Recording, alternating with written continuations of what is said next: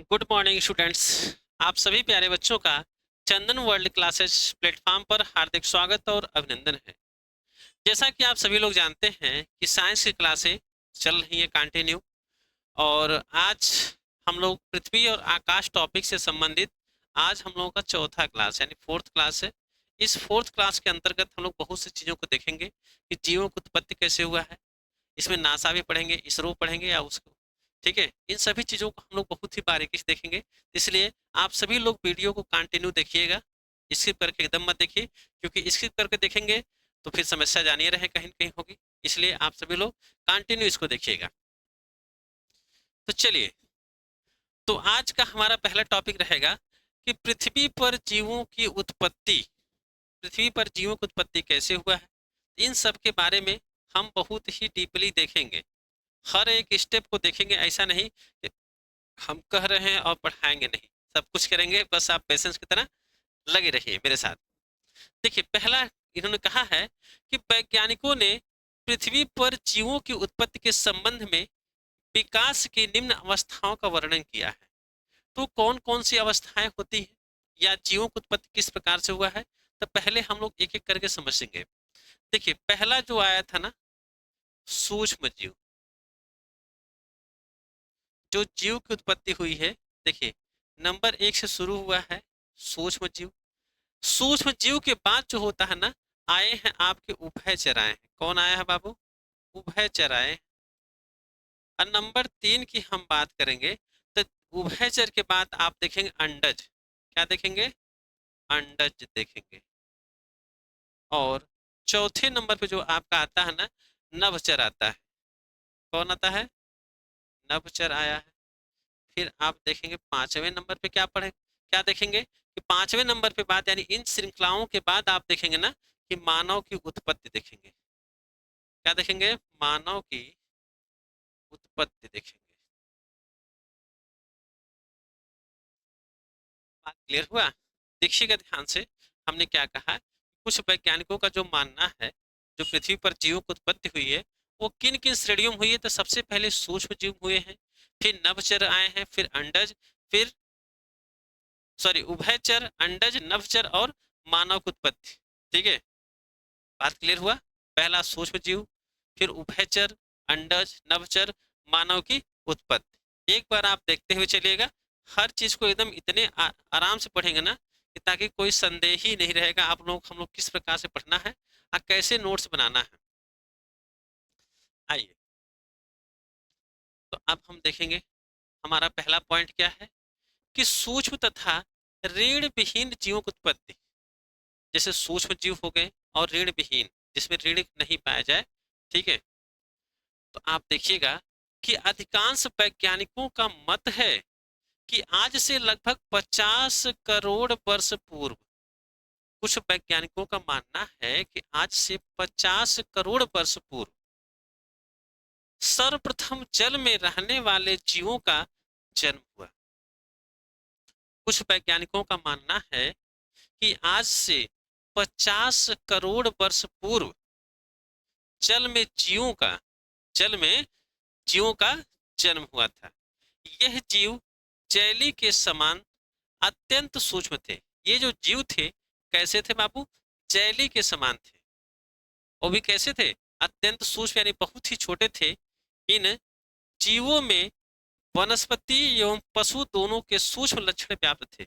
अगर आपसे यही कोई पूछ लेगा कि बताइए कि जो रीढ़ विहीन या सूक्ष्म जीव हैं, उनमें जो है उनमें कौन कौन से लक्षण विद्यमान थे, तो आप कहेंगे कि वनस्पति और पशु दोनों के लक्षण क्या थे? उसमें पाए जाते थे। यह एक कोशिकीय जीव थे। अगर यही हम बात, जो सूक्ष्म जीव होते हैं बाबू ना, यह आपके एक कोशिकीय होते हैं। क्या होते हैं? एक कोशिकीय जीव। एक कोशिकीय जीव, एक कोशिकीय जीव जो आते हैं वह किसके अंतर्गत आएंगे? तो सूक्ष्म जीव के अंतर्गत आएंगे। ये प्रश्न अक्सर पूछ लिया जाता है, बताइए कि एक कोशिकीय जीव या सूक्ष्म जीव किस कोशिका के अंतर्गत आते हैं, तो आप कहेंगे एक कोशिकीय जीव के अंतर्गत आते हैं। या एक कोशिकीय किस किस जीव के अंतर्गत आते हैं? तो आप कहेंगे सूक्ष्म जीव या रीढ़ विहीन जीव के अंतर्गत आते हैं। बात क्लियर हुआ? ये कब पाए थे? सर्वप्रथम कहाँ पाए गए थे? यही प्रश्न बनेगा कि ये सर्वप्रथम कहाँ पाए गए थे? तो आप कहेंगे जल में। जो सूक्ष्म जीव मिले थे हमें, ये सर्वप्रथम कहाँ पाए गए थे? आपके जल में पाए गए थे। ठीक है, लेकिन वैज्ञानिकों का कुछ मानना है कि 50 करोड़ वर्ष पूर्व। ठीक है, ये कब पाए गए थे? तो 50 करोड़ वर्ष पूर्व। एक मिनट, हाँ, 50 करोड़ वर्ष पूर्व।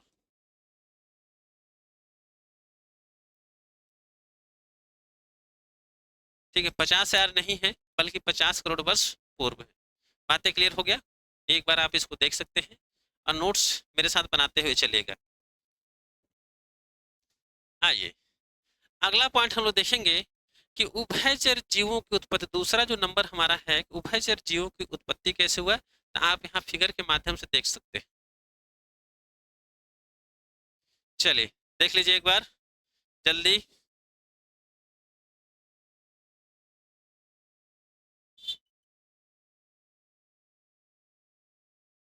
देखिए,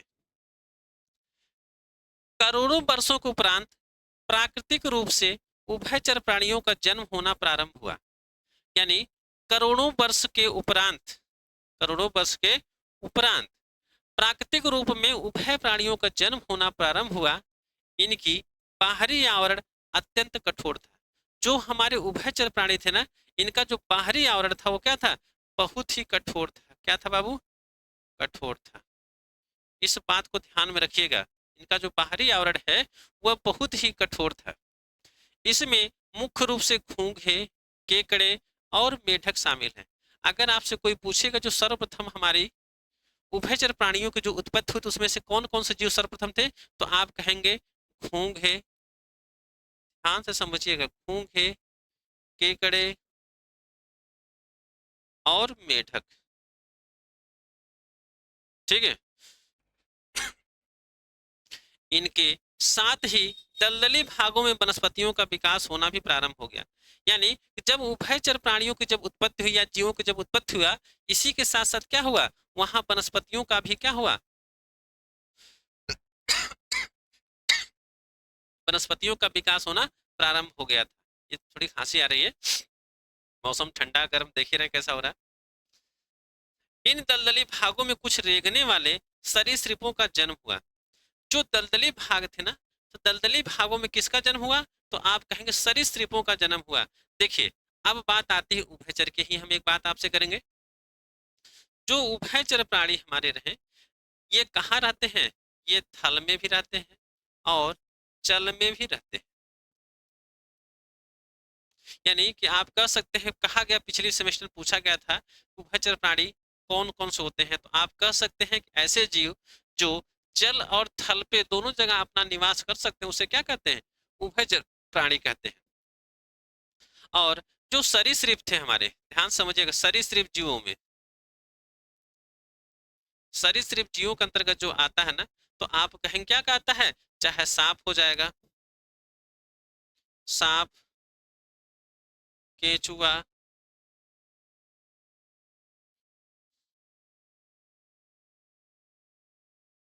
सांप हो गया, केचुआ हो गया, और आप कह सकते हैं अ,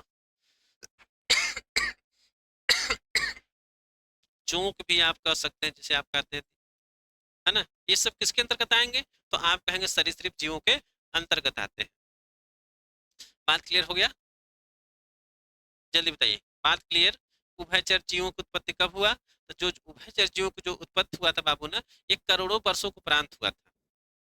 ठीक है, ये प्राकृतिक रूप में उभयचर प्राणियों का जन्म होना यहीं से क्या हुआ था? प्रारंभ हुआ था। उभयचर प्राणी किसे कहते हैं? तो आप कहेंगे जो थल और जल दोनों में निवास कर सकते हैं। ठीक है, सरीसृप के अंतर्गत कौन कौन से आते हैं? जो रेंगने वाले जीव होते हैं, जैसे सांप हो गया, केचुआ हो गया, जोक है, ये सब क्या होते हैं? किसके अंतर्गत आते हैं? तो आप कहेंगे सरीसृप जीवों के अंतर्गत आते हैं। तो सबसे पहले किस चीज की उत्पत्ति हुआ था? तो आप कहेंगे घोंघे, केकड़े, मेढक, इन सभी जीवों का क्या हुआ था? उत्पत्ति हुई थी। और जो उभयचर प्राणियों में जो सबसे पहले उत्पत्ति हुई थी, इनके जो बाहरी आवरण थे ना, वो बहुत ही क्या थे? कठोर थे। इतनी बात तो समझ आ गया होगा। तो आप चलते हैं अगले पॉइंट पर। अगला पॉइंट हमारा है कि अंडज जीवों की उत्पत्ति। अंडज जीवों की उत्पत्ति कब से हुआ है बाबू? ध्यान से देखिएगा, एक बार आप देख लीजिए, इसके बाद हम लोग चलते हैं आगे।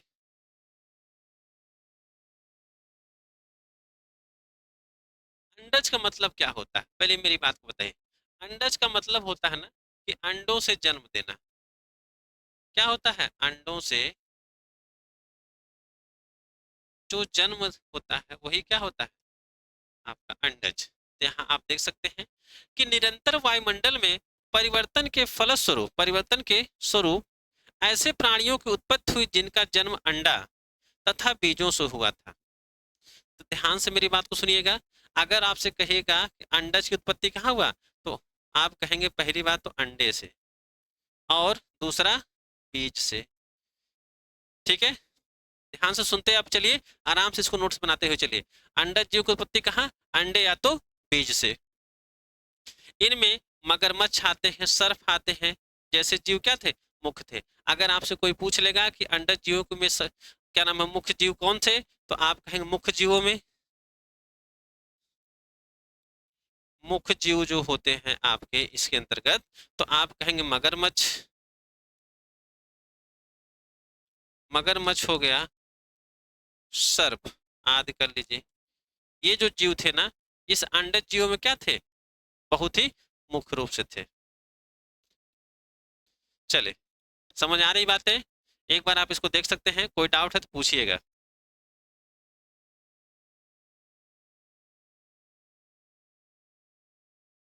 आगे चला जाए। अगला पॉइंट हम देखेंगे कि नभचर एवं स्तनपायी जीवों की उत्पत्ति। नभचर और स्तनपायी जीवों की उत्पत्ति कैसे हुआ है? तो पहले इस पॉइंट को देखिएगा कि समय चक्र एवं ऋतु परिवर्तन के साथ नभचर एवं स्तनपायी जीवों का जन्म हुआ। समय चक्र एवं ऋतु परिवर्तन के साथ साथ ही क्या हुआ? आप कहेंगे कि समय चक्र और ऋतु परिवर्तन के साथ साथ क्या हुआ? कि स्तनपायी जीवों का जन्म हुआ। नभचर के अंतर्गत आकाश में उड़ने वाले जीवों को सम्मिलित किया गया है। नभ का मतलब ही होता है आकाश है, तो आप कह सकते हैं कि आकाश में उड़ने वाले जीवों को आप क्या कहते हैं? नभचर कहते हैं। तथा स्तनपायी में नर, बानर को सम्मिलित किया गया है। स्तनपायी जो जिसके पास क्या होता है? स्तनपान कराते हो उसे क्या कहते हैं? स्तनपायी आप कह सकते हैं। बताइए, इतनी सी बात समझ आया? पुनः आप एक बार देखिएगा, हमने क्या कहा था कि समय चक्र एवं ऋतु परिवर्तन के साथ नभचर एवं स्तनपायी जीवों का जन्म हुआ था। नभचर के अंतर्गत आकाश में उड़ने वाले जीवों को सम्मिलित किया जाता है। तो आप यहीं से एक परिभाषा निकल के आती है कि नभचर किसे कहते हैं। तो आप कह सकते हैं कि ऐसे जीव जो नभ में क्या करते हो, यानी आकाश में उड़ते उड़ते हो या उड़ने की क्षमता रखते हो, उसे आप कहते हैं नभचर कहते हैं। ठीक है, तो बात यही समझेंगे हम लोग स्तनपायी की।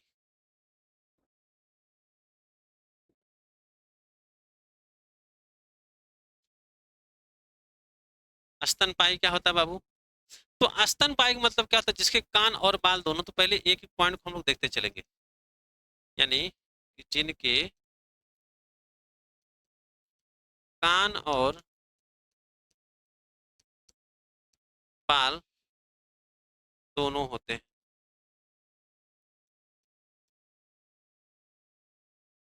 जिसके कान और बाल दोनों होते हैं, ठीक है। और स्तनपायी में आप देखेंगे ये बच्चों को भी जन्म देते हैं, ये बच्चों को जन्म देते हैं। ठीक है, एक आध पॉइंट और देख लेंगे। ये बच्चों को भी जन्म देते हैं और क्या करते हैं? ये बच्चों को दूध भी पिलाते हैं। जब बच्चे को जन्म देंगे तो बच्चों को क्या करेंगे? दूध भी पिलाएंगे। बच्चों को दूध भी पिलाते हैं। ये स्तनपायी जो जीव रहते हैं, इनके अंदर कुछ न यही सब क्या होती है? महत्वपूर्ण भूमिका होती है। तो पहला चीज हम जानेंगे, जो स्तन स्तनपायी जीव होते हैं वो बच्चे को जन्म दे सकते हैं। जैसे मनुष्य हो गया, बानर हो गए, ये सब क्या करते हैं, बच्चे को जन्म देते हैं। और जो मनुष्य प्राणी होता है, चाहे बानर प्राणी हो गया, वो सब क्या करता है, अपने बच्चे को स्तनपान भी कराता है। ठीक है, इतनी बात समझ आई? समझ आई तो एक बार जरूर हमको कमेंट कीजिए कि हाँ, इतनी सी बात समझ आया। देखिए, क्लासेस ज़्यादा लंबी हम लोग नहीं करेंगे, बस समय के साथ साथ हम लोग हर एक चीज़ को देखते हुए चलेंगे, क्योंकि आप जान ही रहे हैं कि समय धीरे धीरे बीतता चला जा रहा है, हम आपको पता नहीं चलता है। उसी को मद्देनजर रखते हुए हर चीज़ को देखेंगे। अगला पॉइंट हमारा है कि मानव की उत्पत्ति एवं विकास। तो मानव की उत्पत्ति कैसे हो गया बाबू? तो लोग नहीं कहते हैं कि हमारे और आपके पूर्वज क्या थे, बानर थे। तो क्या ऐसा है? तो ऐसा नहीं है, लेकिन आओ देखते हैं। मानव की उत्पत्ति को लेकर विद्वानों में सर्वाधिक मतभेद है। यानी ये मतभेद है कि मानव की उत्पत्ति कैसे हुआ। बहुत से वैज्ञानिकों ने इस पर रिसर्च किया, लेकिन ये प्रूव नहीं कर पाए कि यानी कैसे मानव की उत्पत्ति हुआ। या आप इसे कह सकते हैं कि बहुत से मानव वैज्ञानिकों ने अपना मत दिया कि मानव की उत्पत्ति इन ना इस कारण से उत्पत्ति हुई है, यानी एक से बढ़ के एक लोगों ने कारण को प्रस्तुत किया है। तो हम लोग उसको देखेंगे।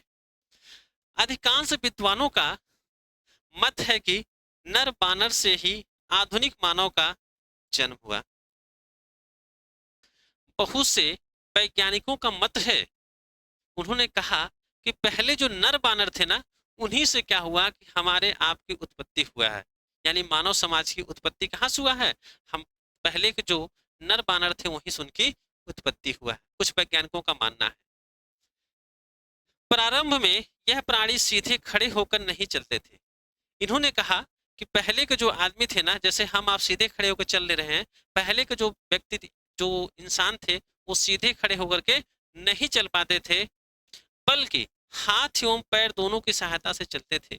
बल्कि उन्होंने कहा कि पहले जो व्यक्ति थे सीधे ना खड़ा होकर चल पा रहे थे, लेकिन वो अपने हाथ और पैरों की तरह चलते, हाथ और पैर के सहारा लेकर के चलते थे, जिस प्रकार वो बानर चलते हैं। उनकी अधिकांश गतिविधियां जानवरों के समान थी। जो पहले के जो पूर्वज हमारे थे, ठीक है, जो पहले का मानव था, उनकी जो गतिविधियां थी, उनकी जो क्रियाकलाप थी, वह एकदम बानरों से मिलती हुई थी। इसीलिए कहा, किसी बहुत से वैज्ञानिकों रिसर्च करके बताया कि जो हमारा मानव है, मानव समाज की जो उत्पत्ति हुआ है, वह पहले के नर बानर से ही हमारी उत्पत्ति माना जाता है। क्यों? क्योंकि उनके जो रहने खाने रहने की ढंग था, रहने की जो शैली थी, चलने फिरने की जो शैली थी, वो सब किससे मिलती थी, तो बानरों के द्वारा, बानरों से ही मिलती जुलती थी।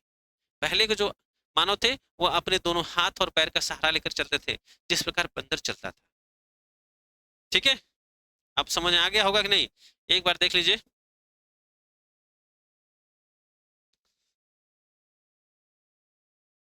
अगले पॉइंट को देखेंगे। अगला पॉइंट है खगोलीय संगठन नासा एवं इसरो। तो हम लोग देखेंगे नासा। नासा, नशा नहीं, नासा। नशा नाश कर देता है, लेकिन नासा पहुंचने के लिए बड़ी स्ट्रगल करना पड़ता है। यही अंतर होता है ना, ऐसा मेरा मानना है, लेकिन समझिएगा। देखिए, ये जो हो ना बाबू, ये काफी इंपॉर्टेंट पॉइंट में से एक है। ये अक्सर आपसे पूछ लिया जाता है, नासा। ठीक है, तो अगर आपसे पूछ लेगा नासा का फुल फॉर्म बताइए, तब क्या होगा? देखिए, समझिए, देखिए लिखा हुआ है। नासा का फुल फॉर्म क्या है? National aeronautics and space administration, ये इसका फुल फॉर्म होता है। तो आप इसको पहले नोट्स बना लीजिए, ये काफी इंपॉर्टेंट है, यहीं से क्वेश्चन अक्सर पूछ लेता है। नासा का फुल फॉर्म बताइए। तो आप कैसे बताएंगे? तो आप यहाँ देख सकते हैं, लिखा है कि नेशनल, ठीक है, एरोनॉटिक्स एंड स्पेस एडमिनिस्ट्रेशन, यही होते हैं नासा। इसके बारे में हम लोग देखेंगे। पहली चीज देखेंगे हमारा नासा। क्या बाबू? नासा आप देखेंगे। नासा की स्थापना की हम बात कर देंगे। यह स्थापना बार बार पूछता है, बताइए निम्न में से स्थापना कब हुआ, इसलिए इसको इंपॉर्टेंट बना के रखिए। स्थापना जो हुई इसका ना 19 जुलाई, वो सॉरी 29 जुलाई 1958 को हुआ। यानी 29 जुलाई 1958। कब हुआ, इसको याद रखो मेरे साथ। स्थापना कब हुई नासा की, तो आप कहें 29 जुलाई 1958 को इसकी स्थापना हुई थी। बात समझ आया। अब यह भी देखिए पॉइंट जो इसका मुख्यालय पूछ लेता है, यह भी इंपॉर्टेंट है। तो मुख्यालय क्या है, Washington DC. Washington DC. NASA का मुख्यालय कहाँ, वाशिंगटन डीसी। स्थापना कब हुई, तो 29 जुलाई 1958। स्थापना कब हुई, 29 जुलाई 1958। और मुख्यालय वाशिंगटन डीसी। इसके जो अध्यक्ष कौन थे, अध्यक्ष, तो आप कहेंगे ना बिल नेल्सन। इसके अध्यक्ष कौन थे, बिल नेल्सन थे।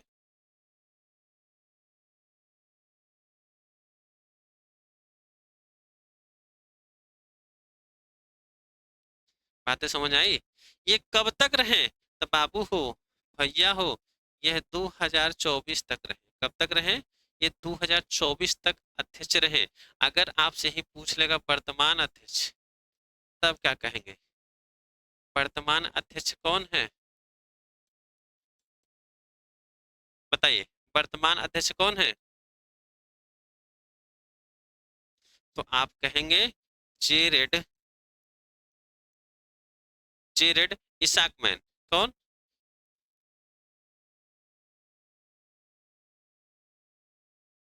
जेरेड इसाकमैन। ये हमारे नासा के वर्तमान अध्यक्ष हैं। कौन, जेरेड इसाकमैन। और ये 2024 तक कौन थे, यानी कि जब क्या नाम है इसका स्थापना हुई थी 29 जुलाई 1998, तो उनके उस समय से लेकर 2024 तक कौन थे, तो बिल नेल्सन थे अध्यक्ष। देख लो एक बार सब लोग जल्दी।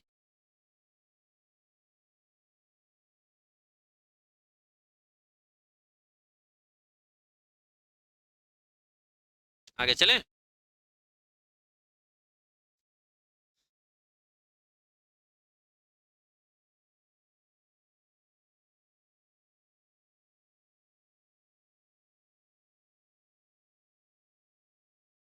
चलिए नासा, इसके बारे में हम लोग बहुत ही डिटेल्स देखेंगे।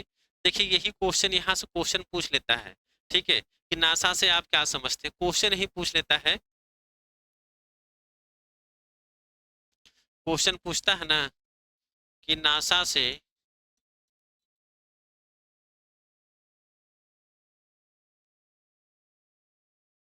नासा से आप क्या समझते हैं, आप क्या समझते हैं, ठीक है।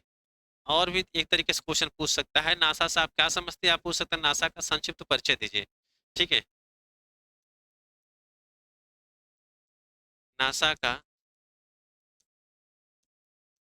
संक्षिप्त, पेन का कलर थोड़ा चेंज करें, संक्षिप्त परिचय दीजिए। अरे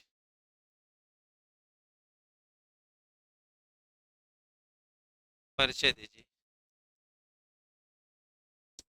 इस प्रकार से क्वेश्चन पूछता है, ठीक है बाबू। तो अब ध्यान से देखो इसका संक्षिप्त परिचय कैसे देना है, या नासा से आप क्या समझते हैं, तो दोनों पॉइंट को हम देखेंगे। तो आप कहेंगे नासा संयुक्त राज्य अमेरिका में एक क्या है, शाखा है। पहला पॉइंट हम लोग देखेंगे, नासा जो हमारी है ना संयुक्त राज्य अमेरिका में एक क्या है, शाखा है, जो देश के सार्वजनिक आंतरिक कार्यक्रमों एवं एरोनॉटिक्स व एरोस्पेस संशोधन के लिए जिम्मेदार है। जो नासा हमारी है ना, जो आप देख रहे थे हमारी चंद्रयान वगैरह जो चला था, ठीक है, जैसे लॉन्च किया गया था, ये नासा के अंतर्गत ही आते हैं सभी चीजें जो हमारी एयरक्राफ्ट होती हैं, ठीक है, जैसे हमारी बहुत सी चीजें होती हैं जो कह दिया जाए तो बाहरी चीजों को जो रिसर्च किया जाता है वो नासा के अंतर्गत ही आती है। यानी आकाश से संबंधित बातें जो होती हैं यही से होती हैं। तो आप यहाँ देख सकते हैं कि नासा संयुक्त राज्य अमेरिका में एक शाखा है जो देश के सार्वजनिक अंतरिक्ष कार्यक्रमों व एरोनॉटिक्स व एरोस्पेस संशोधन के लिए जिम्मेदार है। नासा का गठन नेशनल एरोनॉटिक्स एंड स्पेस अधिनियम के अंतर्गत 29 जुलाई 1958 में, कब, NACA के स्थान पर किया गया था। ये जो इनका जो स्थापना किया गया था 29 जुलाई 1958 को हुआ था। ठीक है, ये किस उपलक्ष्य में हुआ था या किसके संबंधित हुआ था, तो यहाँ आपने देखा कि नासा का जो गठन हुआ था नेशनल एरोनॉटिक्स एंड स्पेस अधिनियम के अंतर्गत हुआ था। ये बार बार क्वेश्चन पूछ लेता है, बताइए किस अधिनियम के अंतर्गत नासा का संगठन हुआ था या स्थापना हुआ था, तो आप कहेंगे कि नेशनल एरोनॉटिक्स एंड स्पेस अधिनियम के अंतर्गत 29 जुलाई 1958 में क्या हुआ था, नासा की स्थापना किया गया था। इस संस्था में 1 अक्टूबर 1958 से कार्य करना शुरू किया गया था। यही पूछ लेता है कि यहाँ कार्य करना कब प्रारंभ किया गया था, तो आप कहेंगे कि 1 अक्टूबर 1958 से यहाँ क्या किया गया था, कार्य को करना प्रारंभ किया गया था।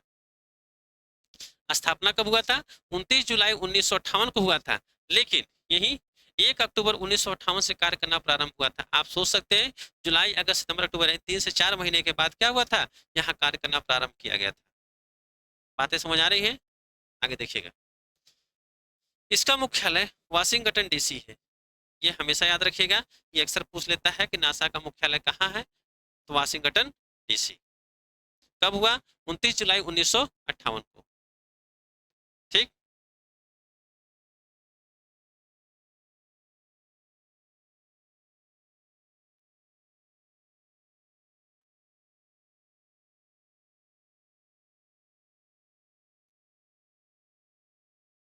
आगे चले।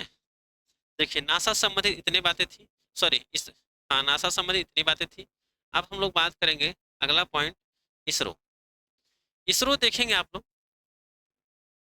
यानी Indian space research organisation. ISRO का फुल फॉर्म क्या होता है, Indian research, Indian space research organisation. अगर इसकी स्थापना की बात कर दें, देखिए स्थापना, इसका जो ये आप देख रहे हैं ना, ये इसका फुल फॉर्म अक्सर पूछ लेता है, इसलिए इंपॉर्टेंट बना कर रखिए। स्थापना भी देखिएगा, स्थापना हुआ था 15 अगस्त 1969। यहाँ 69 इधर हो गया पीछे भाई, ठीक है, यानी 15 अगस्त 1969। इसकी स्थापना कब हुआ था, 15 अगस्त 1969 को। मुख्यालय कहाँ है, कर्नाटक, कर्नाटक बेंगलुरु। मुख्यालय से कहाँ है, कर्नाटक बेंगलुरु। अध्यक्ष कौन थे, यही हम बात करते हैं।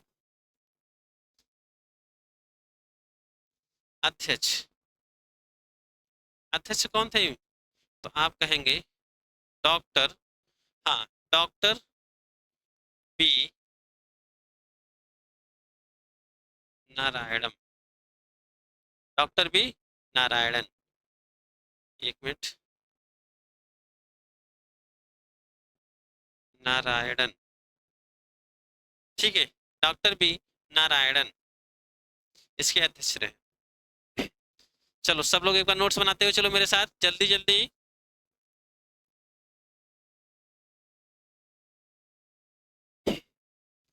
स्थापना आप लोगों ने देख लिया, मुख्यालय कहाँ है, अध्यक्ष इसके कौन थे, और इसका full form Indian space research organisation. स्थापना 15 अगस्त 1969 को है, मुख्यालय कर्नाटक में है, अध्यक्ष डॉक्टर बी नारायणन। आइए इसके बारे में अब हम डिटेल से जानेंगे। इसरो, इसरो भारत का राष्ट्रीय अंतरिक्ष संस्थान है, जिसका मुख्यालय कर्नाटक राज्य के बंगलौर में है। कहाँ है, कर्नाटक राज्य के बंगलौर में आपके इसरो का मुख्यालय है। ठीक, संस्थान का मुख्य कार्यों में भारत के लिए अंतरिक्ष संबंधी तकनीकी उपलब्ध करवाना व उपग्रहों, प्रमोचक यानों, काउंडिंग, सॉरी साउंडिंग, एक मिनट,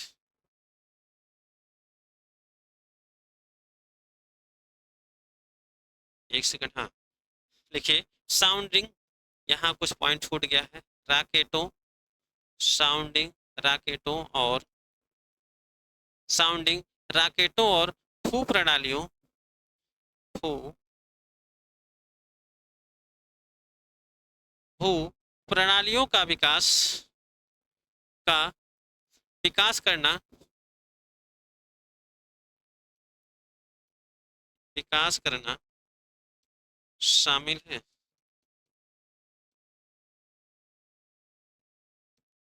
ये कुछ पॉइंट्स है जो छूट गए थे, ध्यान से मेरी बात को सुनिएगा। इसरो, इसरो भारत का राष्ट्रीय अंतरिक्ष संस्थान है जिसका मुख्यालय कर्नाटक राज्य के बंगलौर में है। अगर आपसे पूछ लेगा इसरो का मुख्यालय कहाँ है, तो आप कहेंगे कर्नाटक में है, कर्नाटक राज्य के बंगलौर में है। संस्थान का मुख्य कार्यों में भारत के लिए अंतरिक्ष संबंधी तकनीकी उपलब्ध करवाना है। अगर पूछ लेगा कि जो हमारा इसरो है इसका मुख्य कार्य क्या है, तो आप यही कहेंगे जो इसरो है इसका कार्य ही है कि भारत के लिए अंतरिक्ष संबंधी जितनी तकनीकी सहायता हो सकती है इसको प्रदान करना होता है। ठीक है,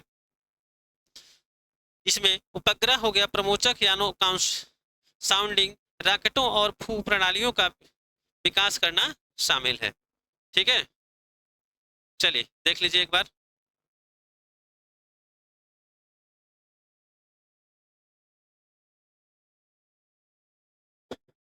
समझ आ रही बातें?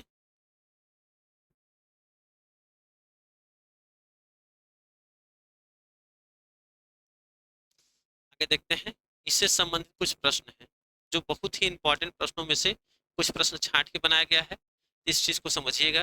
देखिए, अंतरिक्ष विभाग की स्थापना कब हुई थी, ये पूछ लिया जाता है। बताइए कि निम्न में से ये बहुविकल्पी प्रश्नों में से पूछा जाता है, बताइए कि अंतरिक्ष जो हमारा है अंतरिक्ष विभाग की स्थापना कब हुई थी, तो आप याद रखेंगे कि 1972। या आप याद क्या रखेंगे, 1972 में अंतरिक्ष विभाग की स्थापना हुई थी। अंतरिक्ष विभाग की स्थापना कब हुई थी, 1972 में। ठीक, दूसरा टॉपिक देखेंगे। विदेशी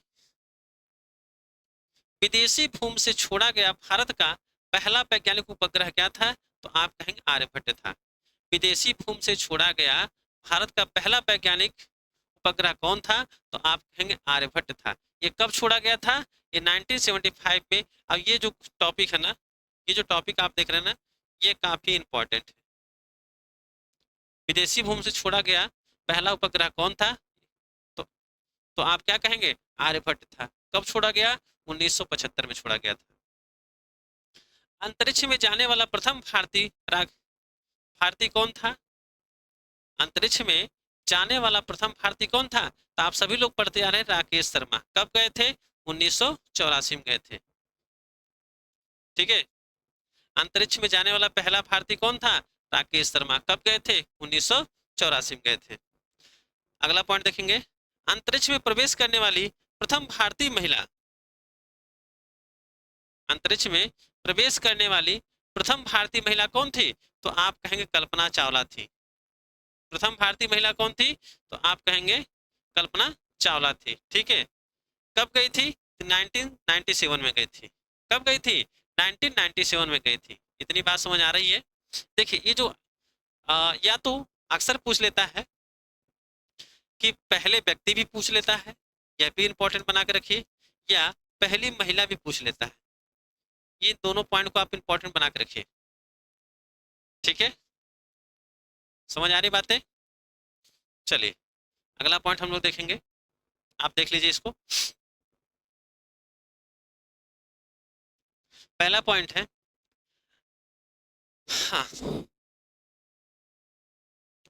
अंतरिक्ष में प्रक्षेपित प्रथम कृत्रिम कृत्रिम उपग्रह, अंतरिक्ष में प्रक्षेपित प्रथम कृत्रिम उपग्रह कौन है, तो आप कहेंगे क्या, स्पुतनिक। ठीक है, दूसरी पॉइंट हम लोग देखेंगे, देश का पहला रिएक्टर, देश का पहला रिएक्टर कौन है, अप्सरा। देश का पहला रिएक्टर अप्सरा। ठीक है, अंतरिक्ष, अगला पॉइंट ये है, अंतरिक्ष में जाने वाला प्रथम जीव लाइका। अंतरिक्ष में जाने वाला प्रथम जीव कौन है, तो लाइका है। ठीक है, अगला पॉइंट हम लोग देखेंगे, अंतरिक्ष में प्रवेश करने वाला प्रथम व्यक्ति, तो अंतरिक्ष में जो प्रथम व्यक्ति है जो प्रवेश किया था उनका नाम है यूरी गागरिन। अंतरिक्ष में प्रवेश करने वाला प्रथम व्यक्ति का नाम क्या है, यूरी गागरिन है। अगला पॉइंट देखेंगे कि भारत के रॉकेट मैन किसे कहा जाता है, यानी भारत में भारत के रॉकेट मैन किसे कहा जाता है? तो आप कहेंगे डॉक्टर के सिवान। डॉक्टर के सिवान। भारत के रॉकेट मैन किसे कहा जाता है? तो डॉक्टर के सिवान। डॉक्टर के सिवान। अगला पॉइंट, भारत का मिसाइल मैन किसे कहा जाता है? तो आप कहेंगे doctor APJ Abdul Kalam. Doctor APJ Abdul Kalam.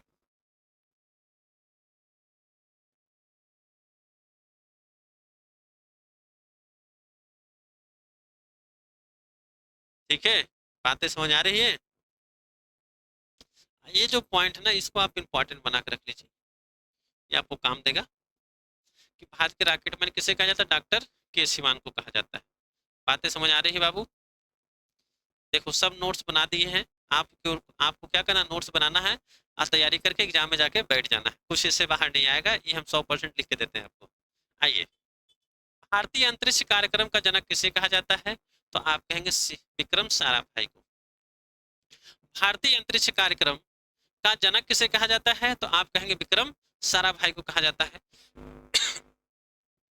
ISRO के पहले अध्यक्ष कौन थे? विक्रम साराभाई थे। इसरो के पहले अध्यक्ष कौन थे? विक्रम विक्रम साराभाई थे। ठीक है, तो बस आज के इतना ही। क्लास अगर आप सबको पसंद आई होगी, वीडियो को जानते हैं क्या करना है, वीडियो को शेयर करना है और चैनल को सब्सक्राइब करना है। तो आज के लिए इतना ही। Thank you.